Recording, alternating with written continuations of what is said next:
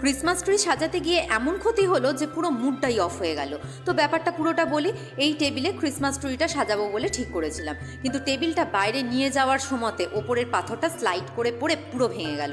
তখন তার কিচ্ছু ভালো লাগছিল না, কিন্তু ছেলের বায়নায় এলাম ক্রিসমাস ট্রিটা সাজাতে।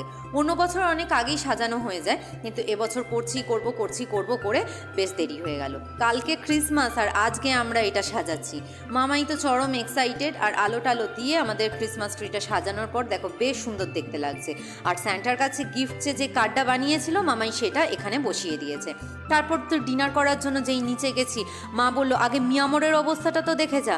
বারান্দাতে গিয়ে দেখছি রাত 9টার সময় মানুষের কি লাইন কেক কেনার জন্য। আর এসো এইদিকে আমার বানানো কেকটা তো একবার দেখো। দুটো কেক বানিয়েছি, একটা আজকের জন্য আর একটা কালকের। আর ডিনারে আমাদের খাওয়া হবে কচুরি, সিঙ্গাড়া আর ওই যে কেক। সো দেখা হচ্ছে নেক্সট মিনি ব্লগে। বাই।